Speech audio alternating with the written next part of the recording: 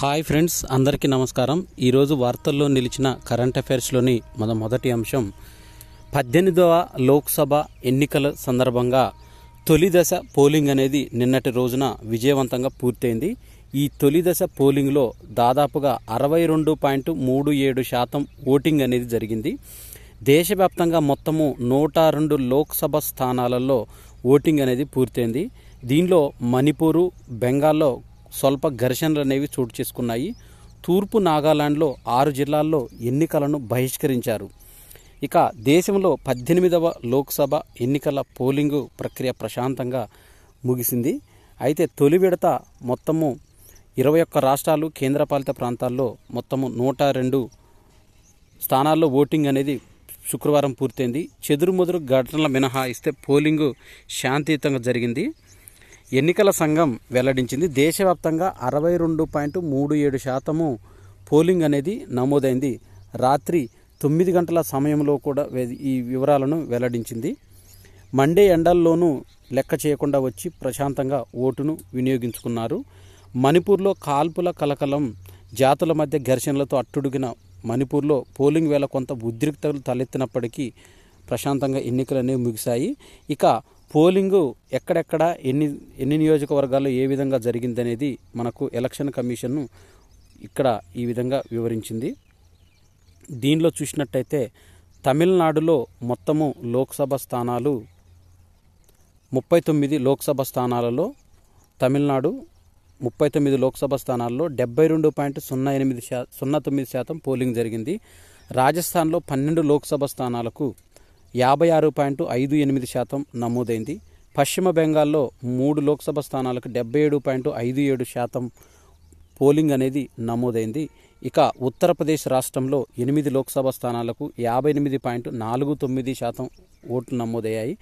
మధ్యప్రదేశ్లో 6 లోక్సభ స్థానాలకు 64.677%, బీహార్లో 4 లోక్సభ స్థానాలకు 48.50%, ఉత్తరాఖండ్లో 5 లోక్సభ స్థానాలకు 54.06%, మహారాష్ట్రలో 5 లోక్సభ స్థానాలకు 55.35%, అస్సాంలో 5 లోక్సభ స్థానాలకు 72.10%, ఛత్తీస్గఢ్లో 1 లోక్సభ స్థానానికి 63.41%, తర్వాత త్రిపురలో 1 లోక్సభ స్థానానికి 80.17%, మేఘాలయలో 2 లోక్సభ స్థానాలకు 74.21%, సిక్కింలో 1 లోక్సభ స్థానాలకి 69.47% పోలింగు, అరుణాచల్ ప్రదేశ్లో 2 లోక్సభ స్థానాలకు 67.15%, మణిపూర్లో 2 లోక్సభ స్థానాలకి 69.13%, మిజోరాంలో 1 లోక్సభ స్థానాలకి 54.23%, నాగాలాండ్లో 1 లోక్సభ స్థానానికి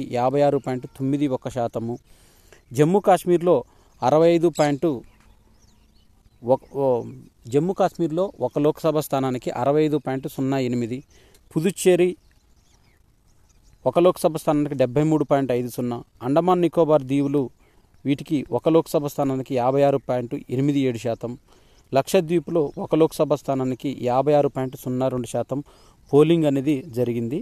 ఇది ఎలక్షన్ కమిషన్ ఒక నివేదిక ద్వారా విడుదల చేసింది. ప్రధాన ఎన్నికల అధికారి తెలంగాణ గవర్నమెంట్ వారు విడుదల చేసిన ఎన్నికలకు సంబంధించిన వివరాలను ఇక్కడ చూద్దాము. ఎన్నికల పర్వంగా దేశానికి గర్వకారణం అంటూ లోక్సభ ఎన్నికలు 2024కు సంబంధించి ఓట్ ఫర్ నేషన్ అంటూ లోక్సభ ఎన్నికలు తెలంగాణలో మే 13, 2024 తేదీ నాడు ఈ లోక్సభ ఎన్నికలు అనేవి జరుగుతాయి తెలంగాణలో. దీంట్లో సి విజిల్ యాప్ గురించి తెలంగాణ ఎన్నికల కమిషన్ అనేది ఈ సి విజిల్ యాప్ ఏ విధంగా యూజ్ చేసుకోవాలనేది ఇచ్చింది. దీంట్లో అప్రమత్తంగా ఉండి ఎన్నికల ప్రవర్తన నియమావళి, అదేవిధంగా ఎన్నికల నియమాలను ఉల్లంఘించడం, వ్యయ ఉల్లంఘన జరిగితే రిపోర్ట్ చేయడానికి సి విజిల్ అనే యాప్ను ఒకటి పొందుపరిచారు. దీంట్లో వివరాలను నమోదు చేసుకోవడానికి నగదు పంపిణీ జరిగినట్లయితే నమోదు చేయవచ్చు, ప్రజల ఆస్తులను పాడు చేసిన సందర్భంలో నమోదు చేయవచ్చు, ఓటర్లను బెదిరించే టైంలో ఇది ఫిర్యాదు చేయవచ్చు, ఓటర్ల రవాణాకు సంబంధించిన వివరాలను నమోదు చేయవచ్చు. అదేవిధంగా మద్యము, మాదక ద్రవ్యాలు పంపిణీ చేస్తున్నట్టయితే దీంట్లో ఈ సివిజిల్ యాప్లో పెట్టవచ్చు. కులమత ద్వేషాలను రెచ్చగొట్టే విధంగా ప్రసంగాలు ఉన్నట్టయితే ఈ సివిజిల్ యాప్లో చెల్లించవచ్చు. తర్వాత చెల్లింపు వార్తలు ఏవైతే ఉన్నాయో వాటికి సంబంధించిన వివరాలను, ప్రలోభ పెట్టే వస్తువులు పంపిణీ చేస్తున్న తరుణంలో అసత్య వార్తల ప్రసారము, అదేవిధంగా మారణాయుధాలు కలిగి ఉండటము మొదలైనవి ఏవైనా సంఘటనలు మనకు ఎదురైనట్టయితే ఈ సివిజిల్ యాప్లో మనము వివరాలను పొందుపరచవచ్చు. ఈ సివిజిల్ యాప్లో 5 నిమిషాల్లో జిల్లా ఎన్నికల అధికారులు వెరిఫికేషన్ కోసము మనం ఏదైతే వివరాలను వీరికి ఫిర్యాదు చేస్తామో ఫిర్యాదు చేసిన 5 నిమిషాల్లో జిల్లా ఎన్నికల అధికారికి వెరిఫికేషన్ కోసం ఫీల్డ్ యూనిట్కి ఫిర్యాదు కేటాయిస్తారు. తర్వాత 15 నిమిషాల్లో ఫీల్డ్ టీము ఫిర్యాదు చేసిన స్థలానికి చేరుకుంటుంది. 30 నిమిషాల్లో ఫీల్డ్ టీం చర్య అమలు చేసి నివేదిక పంపిస్తారు. 50 నిమిషాల్లో రిటర్నింగ్ అధికారి ఫిర్యాదును ముగించడానికి పట్టే సమయం పడుతుంది. ఈ ఫిర్యాదుకు 100 నిమిషాల్లోనే ప్రతిస్పందన అనేది లభిస్తుంది. దీనికి కాల్ చేయాల్సిన నెంబర్లు 1950 అనే నెంబర్కి కాల్ చేసినట్టయితే సివిజిల్ బృందం అనేది మనకి అందుబాటులో వచ్చి దీనికి సంబంధించిన ఏవైనా ఈ పైన సూచించిన ఏవైతే ఉన్నాయో వాటికి సంబంధించి ఫిర్యాదులను వెంటనే తీసుకుంటుంది సివిజిల్ యాప్ ద్వారా. ఇది జారీ చేసిన వారు ఎన్నికల ప్రధాన అధికారి, తెలంగాణ ప్రభుత్వం. లోక్సభ ఎన్నికల్లో మరొకసారి 33% టికెట్లను కేటాయించింది ఒడిశా గవర్నమెంటు సీఎం నవీన్ పట్నాయక్. దీంట్లో మహిళలకు అత్యధికంగా సీట్లు కేటాయించారు. చట్టసభలో మహిళలకు 33% రిజర్వేషన్ల కోసం ఒడిశా ముఖ్యమంత్రి బిజు జనతాదళ్ అధినేత నవీన్ పట్నాయక్ సుదీర్ఘకాలంగా ఉద్యమిస్తున్నారు. దీనిపై ఆ పార్టీ ఎంపీలు పార్లమెంటు ఉభయ సభల్లో గళం వినిపించనున్నారు. కౌశల్య హీకాక, రజితా సాహు, రాజశ్రీ మల్లిక్, షర్మిష్ఠా శెట్టి, మంజులత మండల్, పరిణత మిశ్రా, లేఖాశ్రీ సామంత షింగార్. దీనిలో స్థానిక సంస్థల్లో వీరికి 50% రిజర్వేషన్ అనేది కల్పిస్తున్నారు ఒడిశా సీఎం బిజు పట్నాయక్. స్వాతంత్ర సమరయోధుడైన దివంగత బిజు పట్నాయక్ 1990లో రెండోసారి ఒడిశా ముఖ్యమంత్రిగా పగ్గాలు చేపట్టిన తర్వాత స్థానిక సంస్థల్లో ఎన్నికల్లో మహిళలకు 33% రిజర్వేషన్ అమలు చేశారు. వారి అభివృద్ధితోనే రాష్ట్ర ప్రగతి సాధ్యమైందని పదే చెప్పారు. ఆయన కుమారుడు నవీన్ పట్నాయక్ నాయకత్వంలో ఏర్పడిన బిజు జనతాదళ్ ప్రభుత్వం బిజు ఆశయ సాధన ధ్యేయంగా స్థానిక సంస్థల్లో 33%గా ఉన్న రిజర్వేషన్ని 50%కి పెంచింది. 6 జిల్లాల్లో ఒక్కరు కూడా ఓటు వేయలేదు. తూర్పు నాగాలాండ్లో ఎన్నికలను బహిష్కరించారు. లోక్సభ ఎన్నికలు 18వ లోక్సభ ఎన్నికల వేళ నాగాలాండ్లో దారుణ పరిస్థితి లభించింది. తూర్పు నాగాలాండ్లో 6 జిల్లాల్లో ఒక్కరు కూడా ఓటు వేయలేదు. 4,632 మంది ఓటర్లు ఉండగా వారిలో ఒకరంటే ఒక్కరు కూడా ఓటు వేయలేదు. తూర్పు నాగాలాండ్లో ఫ్రాంటియర్ నాగాలాండ్ టెరిటరీ పేరుతో స్వతంత్ర ప్రతిపత్తి కల్పించాలని స్థానికులు కొన్నేళ్లుగా కోరుతున్నారు. ప్రత్యేక రాష్ట్ర డిమాండ్ను వినిపిస్తున్నారు. ఈ పోరాటానికి నేతృత్వం వహిస్తున్న 7 గిరిజన సంఘాల అత్యున్నత నిర్ణాయక మండలైన Eastern Nagaland People's Organisation polling రోజున బంద్కు పిలుపునివ్వడమే కాకుండా తాజాగా ఎన్నికల బహిష్కరణకు కారణమయ్యారు. ఇక్కడ తొలిసారిగా ఓటు వేసిన షోంపెన్ తెగ ప్రజలు, అండమాన్ నికోబార్ దీవుల్లో అరుదైన షోంపెన్ తెగ ప్రజలు ఈసారి సార్వత్రిక ఎన్నికల్లో తొలిసారిగా ఓటును నమోదు వేశారు. దీంట్లో స్థానిక అటవీ శాఖ కార్యాలయంలో ఏర్పాటు చేసిన పోలింగ్ కేంద్రానికి వచ్చిన 7 షోంపెన్ అనువాదకుడి సహాయంతో తమ ఓటు హక్కును వినియోగించుకున్నారు. అనంతరం అక్కడ ఎన్నికల కమిషన్ ప్రత్యేకంగా ఏర్పాటు చేసిన కటౌట్ ముందు ఫోటోలకు పోజులు ఇచ్చారు. మొత్తం 98 షోంపెన్ ఓటు హక్కు ఉన్న వారిలో 7 తమ హక్కును వినియోగించుకోవడం గమనార్హం. గ్రేట్ నికోబార్ దీవుల్లో కనిపించే ఈ షోంపెన్ తెగ ప్రస్తుతం అంతరించిపోయే ముప్పును తీవ్రస్థాయిలో ఎదుర్కొంటుంది. అస్సాంలో 150 ఈవీఎంల సెట్లు మార్పు చేశారు. దీనికి సంబంధించి 90 నిమిషాల ముందు మాక్ ఓటింగ్ నిర్వహిస్తుండగా పలు నియోజకవర్గాల్లో ఈవీఎంలు అధికారులు లోపాలను గుర్తించారు. తర్వాత ఆ కేంద్రంలో ఒక్కరు ఓటేశారు. అరుణాచల్ ప్రదేశ్లో అంజావ్ జిల్లాలో మాలోగావ్లో పోలింగ్ కేంద్రంలో 100% ఓటింగ్ నమోదైంది. అంటే ఆశ్చర్యపోనక్కర్లేదు, ఒక్కరు ఉన్నారు ఆ ప్రాంతంలో, వారు ఓటును వినియోగించుకున్నారు. ఈవీఎంను తీసుకువెళ్తున్న వాహనం నదిలో మునిగింది. ఇది అస్సాంలో లంకింపూర్ నియోజకవర్గంలో ఈవీఎం తీసుకెళ్తున్న వాహనం నదిలో మునగటం కలకరం సృష్టించింది. నౌకాదళ నూతన అధిపతిగా దినేష్ కుమార్ త్రిపాఠి నావల్ కమాండర్గా ఎంపికయ్యారు. ఈయన ఈ నెల 30న బాధ్యతలు స్వీకరిస్తారు. నూతన నౌకాదళాధిపతిగా వైస్ అడ్మిరల్ దినేష్ కుమార్ త్రిపాఠి నియమితులయ్యారు. ఈ నెలాఖరులో ఆయన బాధ్యతలు చేపట్టనున్నారు. ప్రస్తుతం ఆ స్థానంలో ఉన్న అడ్మిరల్ ఆర్ హరికుమార్ ఈ నెల 30న పదవి విరమణ చేయనున్నారు. దినేష్ కుమార్ త్రిపాఠి అదే రోజున మధ్యాహ్నం నౌకాదళాధిపతిగా బాధ్యతలు స్వీకరిస్తారు. రక్షణ మంత్రిత్వ శాఖ తెలిపింది. 1964 మే 15న జన్మించిన త్రిపాఠి ఇండియన్ నేవీలో ఎగ్జిక్యూటివ్ విభాగంలో 1985 జూలై 1న చేరారు. కమ్యూనికేషన్, ఎలక్ట్రానిక్స్ యుద్ధంలో నిపుణుడైన ఈయనకు వివిధ హోదాల్లో పనిచేసిన దాదాపు 30 ఏళ్ల సుదీర్ఘ అనుభవం ఉంది. వైస్ చీఫ్గా చేరక ముందు western naval command flag officer command in చీఫ్గా వ్యవహరించారు. ఐఎన్ఎస్ వినాష్కు కమాండర్గా కూడా పనిచేశారు దినేష్ కుమార్ త్రిపాఠి.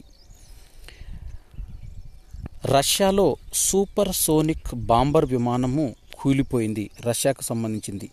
దీన్ని మేమే పడగొట్టామంటూ ఉక్రెయిన్ తెలిపింది. సూపర్ సోనిక్ బాంబర్ విమానాన్ని పడగొట్టింది మేమే అంటూ ఉక్రెయిన్ తెలిపింది. ఇది రష్యాకు చెందిన విమానం. రష్యా అమ్ముల పదులు వ్యూహాత్మక సూపర్ సోనిక్ బాంబర్ విమానం Tu-22 M3ని కూల్చివేసినట్లు ఉక్రెయిన్ తెలిపింది. పాలస్తీనాకు వ్యతిరేకంగా అమెరికా ఓటు వేసింది. ఐక్యరాజ్య సమితిలో పాలస్తీనాకు పూర్తిస్థాయి సభ్యత్వాన్ని కల్పించాలంటూ భద్రతా మండలిలో ప్రవేశపెట్టిన ఓ తీర్మానంలో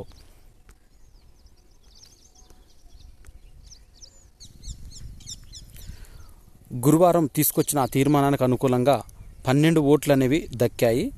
దీంట్లో స్విట్జర్లాండ్, బ్రిటన్ ఓటింగ్కు దూరంగా ఉన్నాయి. అమెరికా తన వీటో హక్కును ఉపయోగించింది. తీర్మానం ఆమోదానికి ఎటువంటి వీటోలు లేకుండా 9 ఓట్లు అవసరం. అయితే అనుకూలంగా ఓట్లు ఎక్కువ వచ్చినప్పటికీ అమెరికా వీటో అధికారం చేయడంతో ఈ అమెరికా చర్యను ఇజ్రాయెల్ ప్రశంసించగా అన్యాయం, అనైతికమంటూ పాలస్తీనా తీవ్రంగా విమర్శించింది. ఐక్యరాజ్య సమితిలో పూర్తిస్థాయి సభ్యత్వం కోసం పాలస్తీనా 2011 నుంచి ప్రయత్నాలు ప్రారంభించింది. 2012 నవంబర్ నుంచి ఈ పరిశీలక దేశం హోదాగా పాలస్తీనా కొనసాగుతుంది. ఒక వెరైటీ వివాహం అనేది నమోదైంది. వేద మంత్రాల సాక్షిగా శ్రీకృష్ణుడితో యువతి పెళ్లి జరిపించింది. మధ్యప్రదేశ్లోని గ్వాలియర్లో ఓ యువతి చిన్నప్పటి నుంచి తాను ఆరాధించిన శ్రీకృష్ణుని పెళ్లి చేసుకుంది. బంధుమిత్రుల సమక్షంలో వైభవంగా ఈ వివాహం జరిగింది. గ్వాలియర్లో న్యూ బ్రజ్ విహార్ కాలనీలో నివసించే శివాని పరిహారకు చిన్నప్పటి నుంచి శ్రీకృష్ణుడు అయితే అమితమైన భక్తి, ప్రేమ పెరిగే కొద్దీ ఆయననే ఆరాధిస్తూ వచ్చిన ఈ యువతి పెళ్లి కూడా కృష్ణునే చేసుకోవాలని నిర్ణయించుకుంది. ఇందుకోసం తల్లిదండ్రులను ఒప్పించి బుధవారం శ్రీకృష్ణుడి విగ్రహాన్ని లడ్డు గోపాల్జీ అనే పేరుతో పెళ్లి చేసుకుంది. ఆచార వ్యవహారాల ప్రకారం వధువుకు అప్పగింతల కార్యక్రమం కూడా జరిపారు. వరుడు శ్రీకృష్ణుడి విగ్రహం బృందావనం నుంచి బ్యాండ్ మేళాలతో ఊరేగింపుకు వచ్చింది. స్థానిక మందిరంలో వేద మంత్రాల సాక్షిగా వివాహం జరిగింది. ఈ ప్రక్రియ ముగిశాక శివానికి వివాహ ప్రమాణపత్రం కూడా వచ్చింది. అనంతరం శ్రీకృష్ణుడితో విగ్రహంతో శివాని బృందావనానికి బయలుదేరింది. తన తదుపరి జీవితాన్ని బృందావనంలో రాధా ధ్యాన్ ఆశ్రమంలో శ్రీకృష్ణుని సేవలో గడుపుతానంది. ఈ పెళ్లి విషయంలో తాము మొదట్లో సంశయించిన శివాని పట్టుదల చూసి అంగీకరించినట్టు ఆమె తల్లిదండ్రులు మీరా పరిహార్ తెలిపారు. దక్షిణ మధ్య రైల్వే మరొకసారి రికార్డుల్లో తన పేరును నమోదు చేసుకుంది. దీంట్లో రికార్డు స్థాయిలో వేసవి రైళ్లను దక్షిణ మధ్య రైల్వేలో 1012 ట్రిప్పులను ఇప్పటివరకు తిప్పింది. వేసవికాలం పెరిగే రాకపోకలు అనుగుణంగా ఈసారి రికార్డు స్థాయిలో ప్రత్యేక రైళ్లను నడపనట్లు రైల్వే మంత్రిత్వ శాఖ తెలిపింది.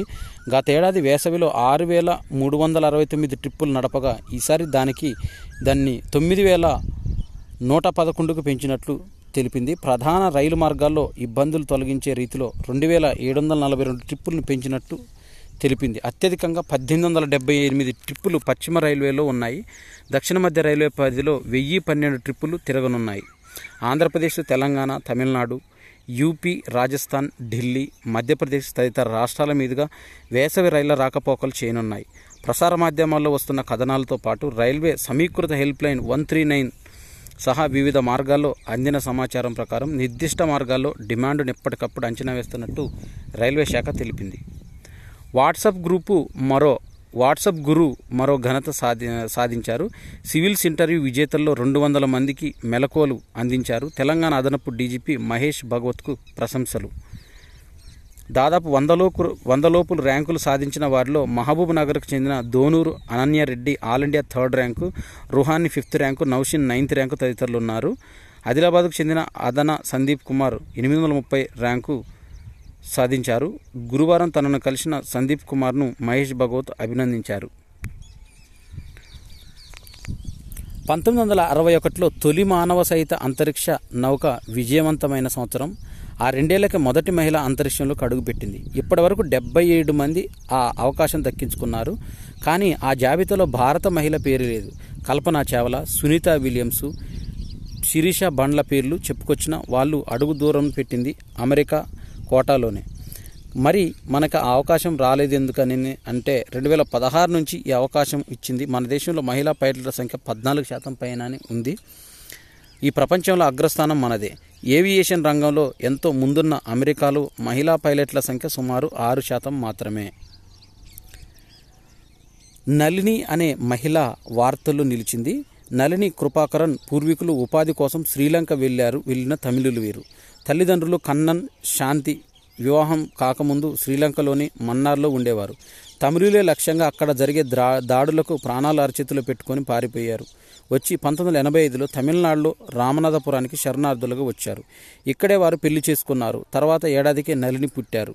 తర్వాత మరో 2 ఏళ్లకు ఇంకో తమ్ముడు జన్మించాడు. వీళ్లకు స్థిర నివాసం అంటూ ఉండేది కాదు. కుటుంబం అంతా రాష్ట్రంలో వివిధ క్యాంపుల్లో దిగుతూ ఉంటే వీళ్లకు ఈ మధ్య ఓటు హక్కు అనేది కల్పించారు. ఈమె 18వ లోక్సభలో ఆమె ఓటు హక్కును వినియోగించుకున్నట్టు తన ఆనందాన్ని వ్యక్తం చేశారు. సైన్స్ శక్తిగా ఎదిగేందుకు భారత్ సిద్ధంగా ఉందంటూ పరిశోధనలకు ఇంకా కేటాయింపులు పెరగాలని నేచర్ పత్రిక సంపాదకీయంలో తెలిపింది. దీంట్లో భారత్ వరుసగా వచ్చిన ప్రభుత్వాలు ప్రాథమిక పరిశోధనలు నిర్లక్ష్యం చేశాయి. పరిశోధకులకు వ్యాపార సంస్థలు మరింత ఎక్కువగా నిధులు సమకూర్చేలా ప్రభుత్వం ప్రోత్సహించాలి. 2021-22 డేటా ప్రకారము ప్రపంచంలోనే 3వ పెద్ద ఔషధ పరిశ్రమ భారత్గా ఉంది. దీంట్లో గత ఏడాది చందమామపైకి సాఫీగా వ్యోమనౌకను దింపిన 4వ దేశంగా భారత్ అవతరించింది. పరిశోధన ఫలితాల విషయంలో అగ్రదేశాల సరసన భారత్ నిలిచింది. 2014 నుంచి 21 మధ్య విశ్వవిద్యాలయాల సంఖ్య 760 నుంచి 1113కు పెరిగింది. 2020-21లో జీడీపీ 0.64% మాత్రం ఖర్చు పెట్టింది. భారత పరిశోధన వ్యయంలో 60% కేంద్ర రాష్ట్రాల ప్రభుత్వాలు విశ్వవిద్యాలయాలే చేస్తున్నాయి. సైబర్ యుద్ధాలను ఎదుర్కొనేందుకు చైనా సైన్యంలో కొత్త విభాగాన్ని ఏర్పాటు చేసింది. ఐఎస్ఎఫ్ను ప్రారంభించిన జిన్పింగ్ సైబర్ యుద్ధాలను ధీటుగా ఎదుర్కొనేందుకు చైనా అధ్యక్షుడు షీ జిన్పింగ్ శుక్రవారం చైనా సైన్యంలో ఇన్ఫర్మేషన్ సపోర్ట్ ఫోర్స్ ఐఎస్ఎఫ్ను ఒక కొత్త విభాగాన్ని ప్రారంభించాడు. ఈ సందర్భంగా ఆయన మాట్లాడుతూ ప్రపంచంలోనే అతిపెద్ద సైన్యమైన పీపుల్స్ లిబరేషన్ ఆర్మీకి ఇది వ్యూహాత్మకంగా కాకుండా కీలక సందర్భంగా నిలవనుందని పేర్కొన్నారు. అభ్యర్థుల మార్కులను యూపీఎస్సీ వెల్లడించింది. సివిల్ సర్వీసుకి ఎంపికైన అభ్యర్థులను వివరించింది. మొదటి ర్యాంకర్కు 54.27% మార్కులు వచ్చినట్టు తెలిపింది.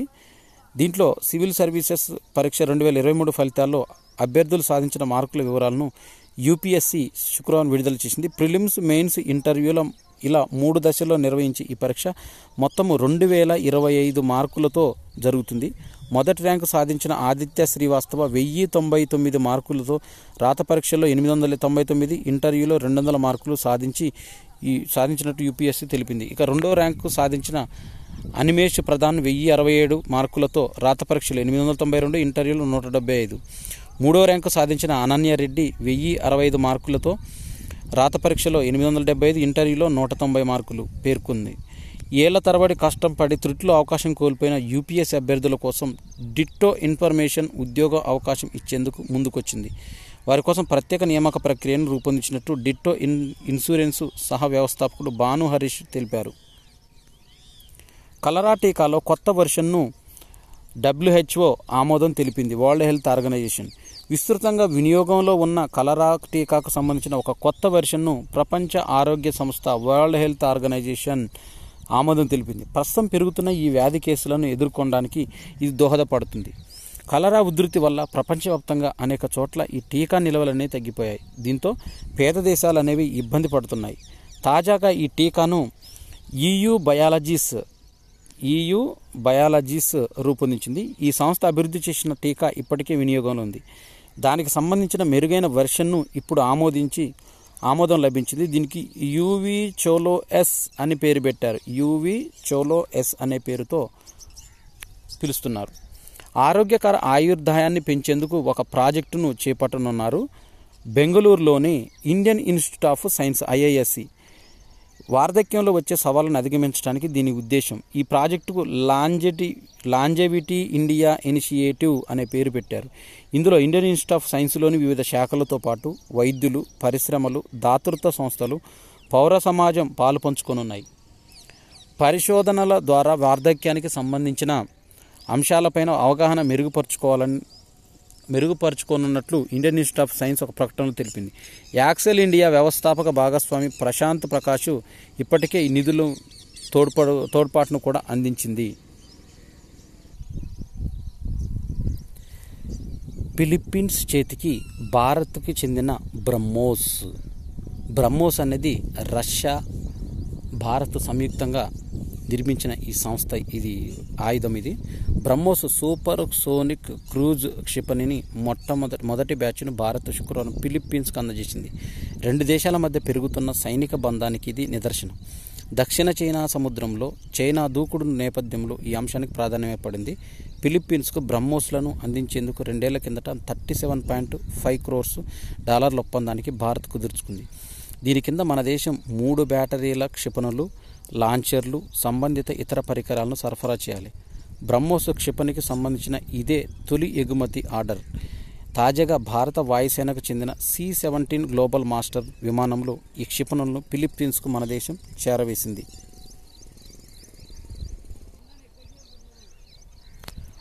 ఓటు స్ఫూర్తిని చాటిన సైలెంట్ విలేజ్. ఎన్నికల ప్రక్రియలో పాల్గొనేందుకు వైకల్యం అడ్డు కాదంటూ జమ్మూ కాశ్మీర్లోని డాడ్కాహీ గ్రామస్తులు. డోడా జిల్లాలోని డాడ్కాహీ ఉదంపూర్ లోక్సభ స్థానం పరిధిలోని వస్తుంది. మంచు పర్వతాల్లో ఉన్న ఈ గ్రామంలో 105 కుటుంబాలు నివసిస్తున్నాయి. అందులో 55 కుటుంబాల్లో కనీసం ఒకరు పుట్టుకతో మూగ లేదా చెవుడు సమస్యతో ఎదుర్కొంటున్నారు. మొత్తంగా ఊరిలో 84 మంది బదిరులు ఉన్నారు. వారిలో 43 మంది మహిళలు, 14 మంది 10 ఏళ్లలోపు చిన్నారులు. అందుకే ఈ గ్రామానికి సైలెంట్ విలేజ్గా పేరొచ్చింది. ఈ గ్రామస్తులు, ముఖ్యంగా బదిరులు, సార్వత్రిక ఎన్నికల్లో తొలి విడతలో ఉత్సాహంగా పోలింగ్లో పాల్గొన్నారు. వీరిలో అనేక మంది తొలిసారి ఓటు హక్కు వినియోగించుకోవడం విశేషం.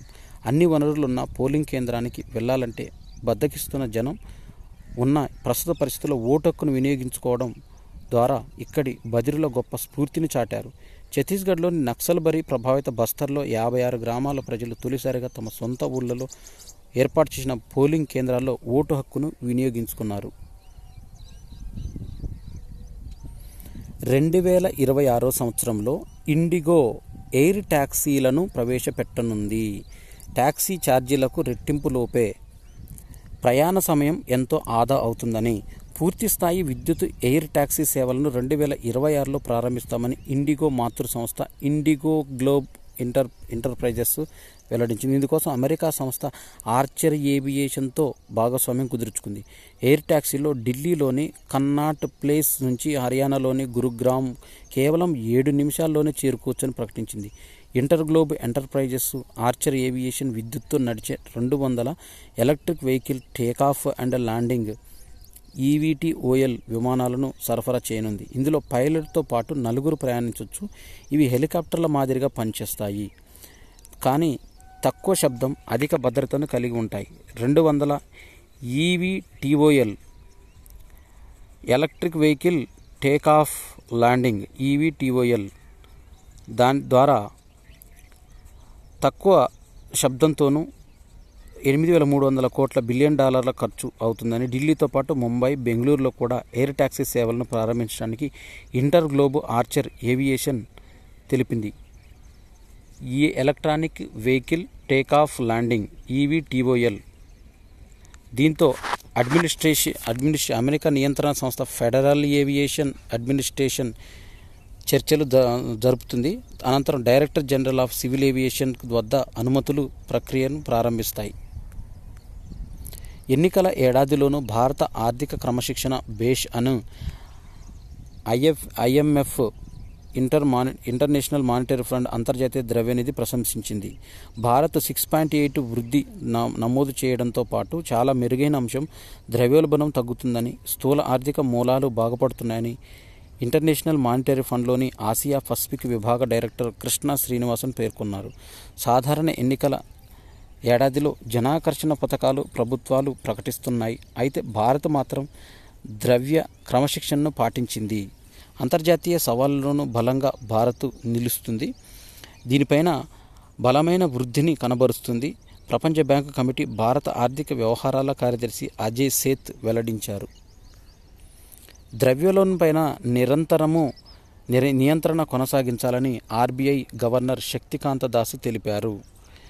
ద్రవ్యోల్బణంపైన నియంత్రణ సాగించాం, ఈ విజయాన్ని కొనసాగించాలని 4% లక్ష్యాన్ని చేరాలని రిజర్వ్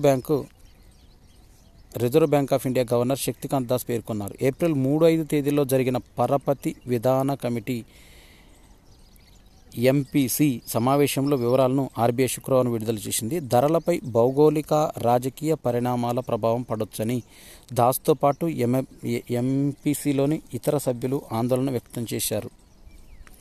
ఖతార్ రాజధాని దోహాలో హమద్ అంతర్జాతీయ విమానాశ్రయము, ఇది ఎక్కడుందంటే ఖతార్ రాజధాని దోహాలో ఉన్న హమద్ ఇంటర్నేషనల్ ఎయిర్పోర్టు 2024 ఏడాదికి ప్రపంచంలోనే అత్యుత్తమ ఎయిర్పోర్టుగా నిలిచింది. సింగపూర్కు చెందిన చాంగి ఇంటర్నేషనల్ ఎయిర్పోర్టు సెకండ్ ప్లేస్లో నిలిచింది.